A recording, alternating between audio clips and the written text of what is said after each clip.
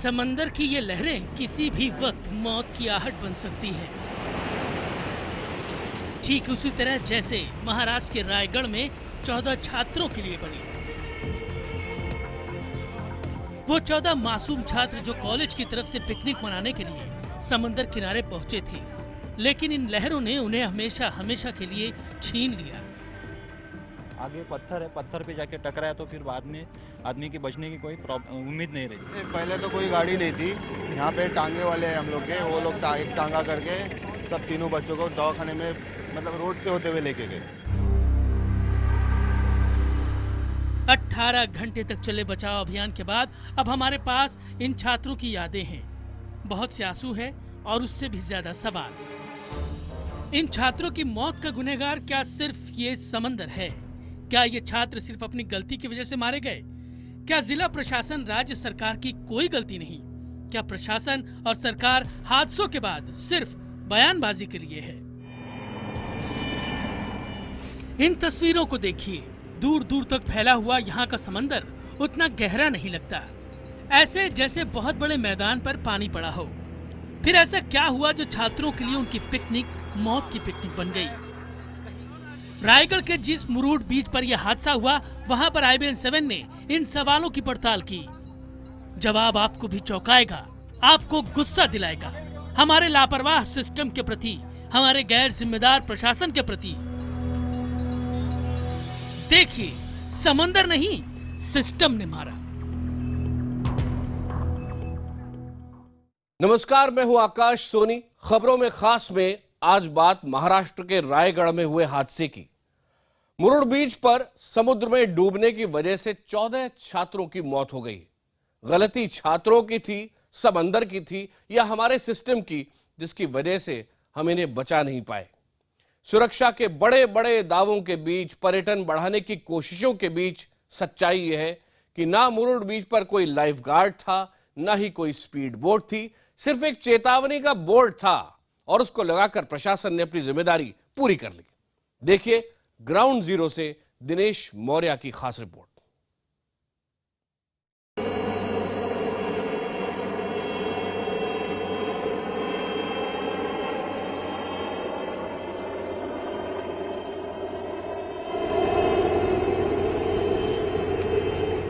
रायगढ़ के मुरुड बीच पर मचे हाहाकार में ये हेलीकॉप्टर कई घंटे तक लगे रहे समंदर में बहे छात्रों की तलाश में।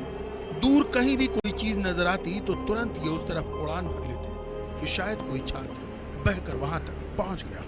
लेकिन जब मंगलवार सुबह बचाव और राहत दल ने 14वें छात्र का शव भी समंदर से निकाल लिया तो इसके बाद बचाव अभियान रोक दिया गया। अब बहुत से सवाल महाराष्ट्र की फडणवीस सरकार की तरफ से जवाब के इंतजार में है। मेरी दाईं तरफ आपको ये बीच का ये पत्थर वाला आप हिस्सा देख सकते हैं, जहां पर एक लाइट हाउस भी बना हुआ है। यहाँ के स्थानीय लोगों की माने तो ये बीच कुल 2 हिस्सों में बटा है। दाहिनी तरफ का हिस्सा काफी ज्यादा सेफ माना जाता है, जहां से बड़े बड़े जो बोट हैं वो गुजरते हैं, लेकिन ये जो लेफ्ट वाला हिस्सा है वो सबसे ज्यादा खतरनाक है। पुणे के कॉलेज में कंप्यूटर की पढ़ाई कर रहे उन 14 छात्रों का गुनाह क्या ये था कि वो इस बीच पर पिकनिक मनाने के लिए चले आए थे, या फिर गुनाह स्थानीय प्रशासन का है जिसने इस समंदर तट को किसी गली मोहल्ले की तरह अपने हाल पर छोड़ दिया है? इन सवालों की पड़ताल से पहले ये अहम बातें आपके लिए जानना जरूरी है। मुरुड बीच मुंबई से सटे सबसे बड़े टूरिस्ट स्पॉट में से एक है। रायगढ़ का ये तट करीब 1.25 किलोमीटर तक फैला हुआ है। इस दूरी में 3 लोकप्रिय बीच हैं, काशिद, मुरुड और अलीबाग। औसतन हर हफ्ते यहाँ 15 से 20 हजार लोग आते हैं। ज्यादातर लोग मुंबई और पुणे से आते हैं। जाहिर है मुरुड बीच कोई अनजान सुनसान इलाका नहीं था। हर हफ्ते 15 से 20 हजार टूरिस्ट आने का मतलब है कि रोजाना कम से कम 2000 लोग इस समंदर तट पर नजर आते हैं। लेकिन क्या इस बीच पर दूर दूर तक नजर डालें तो आपको ऐसे इंतजाम नजर आएंगे जो इतने लोगों को संभाल सके? लोगों को संभालने के लिए यहाँ तट के एक कोने में सिर्फ ये बोर्ड लगा नजर आएगा। मुरुड बीच पर आने वाले टूरिस्टों के लिए इस बोर्ड पर मराठी में लिखा है कि वो क्या करें क्या ना करें। जिसका मन आए वो पढ़े, जिसका मन ना आए वो न पढ़े। मुरुड बीच का भगवान बस यही एक बोर्ड है। अगर आपने ये बोर्ड नहीं पढ़ा तो आप अपनी जिंदगी और अपनी मौत के जिम्मेदार खुद होंगे। ठीक वैसे ही जैसे कॉलेज के वो 14 छात्र अपनी मौत के जिम्मेदार हैं। उन्होंने मुरुड के इस तट पर जाकर गुनाह किया, क्योंकि यहाँ के समंदर तट पर कोई लाइफ गार्ड नहीं रहता। तट से आसपास कोई वॉच टावर भी नहीं है। हादसा होने पर सभी को अलर्ट करने के लिए सायरन भी नहीं है। डूब रहे लोगों तक जल्दी पहुंचने के लिए स्पीड बोट भी नहीं है। तट के पास कोई एम्बुलेंस का इंतजाम भी नहीं है। ये इंतजाम हो भी क्यों? एक बोर्ड है ना, चेतावनी देने के लिए। बोर्ड पढ़िए और अपनी जिंदगी बचाइए। इस बोर्ड पर आपको जो सायरन का चिन्ह दिखाई दे रहा है वो भी सिर्फ दिखाने के लिए है। ऐसे में अगर हादसा होता है तो प्रशासन से कोई उम्मीद मत करिए। सुरक्षा का अभी तक तो इससे पहले भी कोई नहीं था, अभी तक भी कुछ हुआ नहीं। इधर नहीं लाइफ गार्ड है, ना कोई टावर है, रेड जोन के लिए कुछ निशानी है, ऐसा कुछ नहीं इधर। लोगों ने शिकायत की थी कि यहाँ जरूरी है कि यहाँ सुरक्षा रक्षक या टावर ऐसा कुछ होना जरूरी है, कि सूचना भी देना जरूरी है कि ये जो रेड जोन है उसमें जाना नहीं चाहिए। तो ऐसा अगर कुछ होता था तो ऐसा हादसा नहीं करता था। स्थानीय लोगों का आरोप है कि उन्होंने मुरुड बीच पर सुरक्षा इंतजाम बढ़ाने के लिए कई बार प्रशासन से शिकायत की थी, लेकिन किसी ने ध्यान देना जरूरी नहीं समझा। स्थानीय पुलिस भी इस बीच पर गश्त करने सिर्फ हफ्ते में 2 बार आती है, शनिवार और रविवार, जब यहाँ भीड़ ज्यादा होती है। पुणे से पिकनिक के लिए निकले छात्रों और कॉलेज प्रबंधन को यह पता होता तो वो सोमवार को पिकनिक मनाने यहाँ नहीं जाते। यहाँ समंदर में जाना है तो भगवान भरोसे जाना होगा। स्थानीय प्रशासन पर, सिस्टम पर आप भरोसा नहीं कर सकते। सिस्टम की इसी लापरवाही के चलते पिछले साल भी मुरुड बीच पर 6 लोगों की डूबकर मौत हुई थी। पिछले 5 साल में यहाँ करीब 150 लोगों की मौत हो चुकी है। ये हमारे सिस्टम के लिए सिर्फ फाइलों में दर्ज आंकड़े हैं। इन आंकड़ों में न कोई नाम है न कोई जिंदगी। इसलिए न पहले की कांग्रेस एनसीपी सरकार ने और न ही मौजूदा बीजेपी शिवसेना सरकार ने इस पर कोई ध्यान दिया। IBN 7 से खास बातचीत में स्थानीय विधायक ने बताया कि उन्होंने ये मुद्दा विधानसभा में भी उठाया था, लेकिन कुछ नहीं हुआ। यह हाल तब है जब महाराष्ट्र का टूरिज्म विभाग मुख्यमंत्री देवेंद्र फडणवीस के ही पास है। तभी मैंने विधानसभा में आवाज उठाया और शासन के रिक्वेस्ट की कि मुरुड के लिए कुछ निधि का इंतजाम करे, इंफॉर्मेशन सेंटर लगाए, सेफ्टी गार्ड लगाओ। जो पर्यटक आते हैं उसको इधर की समुद्र की जानकारी नहीं। अभी तक 300 आदमी की जान इधर गई है मुरुड और काशीद में। मुरुड बीच पर खतरे का निशान भी आपको नजर नहीं आएगा। पर्यटकों को समंदर के भीतर जाने से रोकने के लिए जो रेड जोन बनाया जाता है उसकी भी कोई मार्किंग नहीं है। दूर दूर तक सिर्फ समंदर है। 14 बच्चों की जान लेने के बाद ये समंदर अब शांत है, लेकिन इसकी एक एक लहर हमारे सिस्टम पर करारा तमाचा मार रही है, उसे होश में लाने की कोशिश कर रही है। ये अब तो नींद से जागो, सुरक्षा इंतजामों को कागज से निकालकर जमीन पर उतारो ताकि ऐसे हादसे फिर न हो। दिनेश मौर्य, रायगढ़, IBN 7। सबसे ज्यादा दुख की बात यह है कि मुरुड हादसे में मारे गए 4 छात्र और 10 छात्राएं, कुल 14। इनमें से कुछ बच सकते थे अगर वहां एहतियातन इंतजाम किए गए होते। लेकिन हादसे के बाद समंदर से निकाले गए इन युवाओं को वहां से अस्पताल ले जाने के लिए, जानते हैं, एम्बुलेंस नहीं थी, तांगे थे। तांगों की रफ्तार के आगे इन युवाओं की सांसों ने हार मान ली और जीता हमारा बेरहम घिसा पिटा सिस्टम।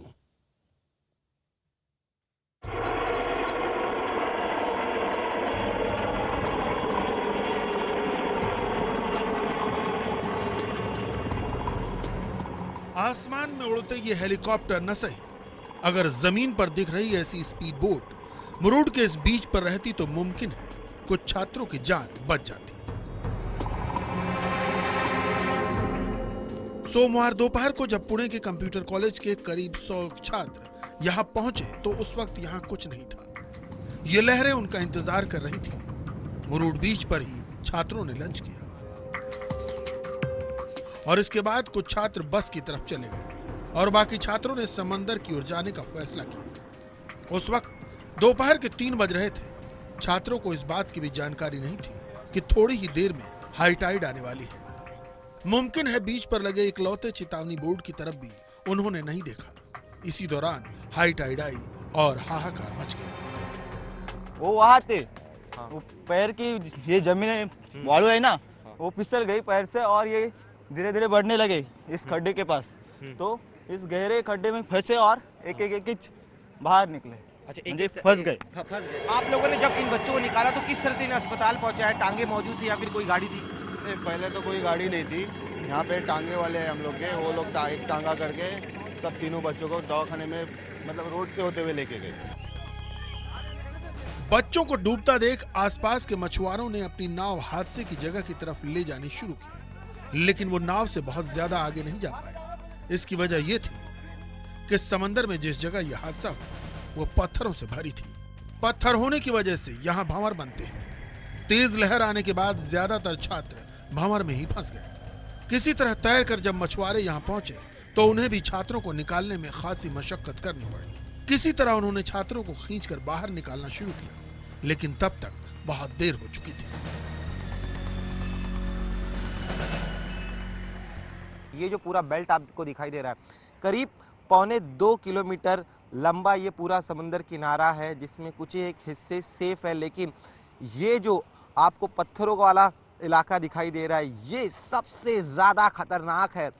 जब समंदर अपने उफान पर होता है, हाई टाइड का वक्त होता है, तब पानी और साथ ही में यहाँ पर गहराई भी बहुत ज्यादा है। कुछ ही देर में हादसे की खबर आसपास के इलाके में फैल गई।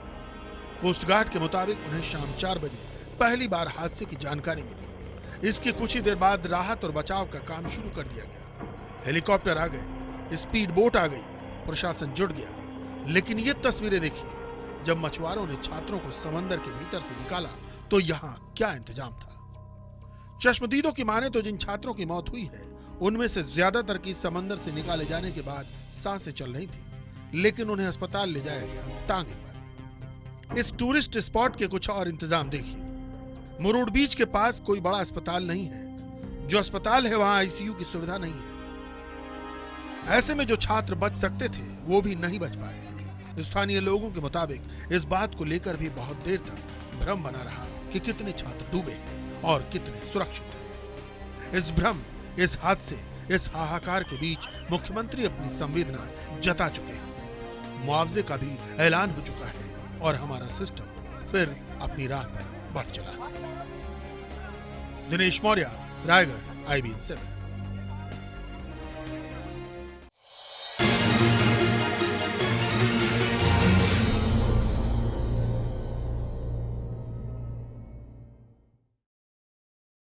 खबरों में खास में एक बार फिर आपका स्वागत है। आप देख रहे हैं महाराष्ट्र में हुए हादसे पर हमारी खास पड़ताल। सरकारें कई तरह के दावे कर रही हैं, लेकिन जो सच है हम ग्राउंड जीरो से रिपोर्ट करके आपको दिखा रहे हैं। इस तरह के हादसे होने के बाद भी चीजें बदलती क्यों नहीं है, आइए देखते हैं। पुणे के इनामदार कॉलेज में पढ़ने वाली सौम्या अंसारी के घर में मातम पसरा हुआ है।